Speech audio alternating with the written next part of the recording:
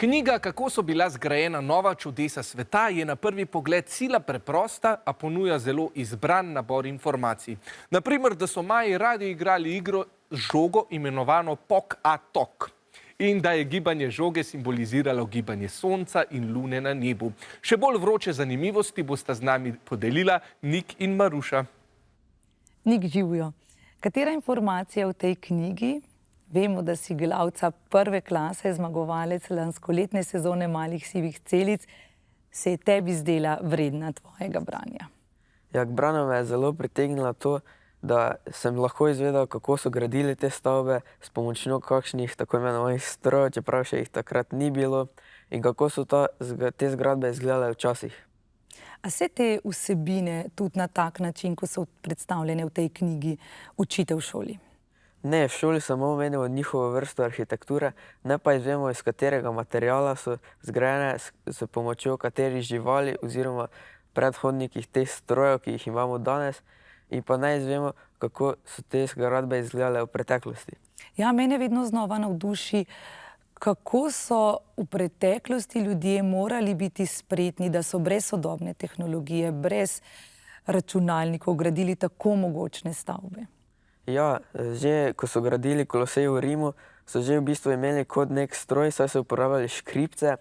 Pri gradbi Tadž Mahala so uporabljali kar 1000 slonov, na Machu Picchuju so tudi uporabljali lame. Ja, pomagali so jim živali in seveda njihove spretnosti. In tudi to je zelo navdušilo 3 avtorje tega dela. Eden izmed njih zdaj z nama deli tole misel. I think that the architecture of the Central and South America is interesting, especially Machu Picchu, which is built to withstand frequent earthquakes. I also found interesting that llamas are used to cut the lawn around the structure. Hvala lepa. Nik, se mi zdi, da je tole knjiga, ki ponuja mnogo še nadaljnega raziskovanja. Jaz, ko sem jo odložila, sem kar nekaj časa preživela na spletu in si predstavljala, kako obiskujem te kraje. Ja, jaz tudi. Čeprav veliko informacij že izvem iz knjige, me je navdušila za nadaljnje raziskovanje na internetu.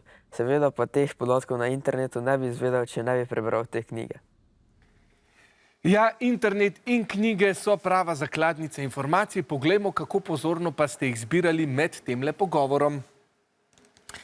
V knjigi je govor o izjemnih zgradbah, ki so se v preteklosti nahajale na različnih koncih sveta ali pa stojijo še danes.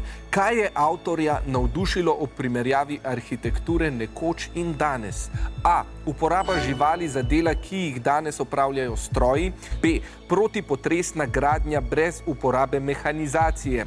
C. Uporaba preprostih strojev, ki so predhodniki današnjih. Ali D. Velika količina delovne sile, ki je bila nekoč potrebna.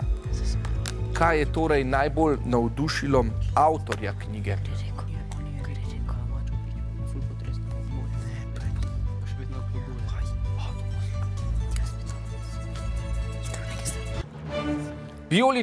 Vijoličasti pravijo B, rumeni pa so se odločili za odgovor C.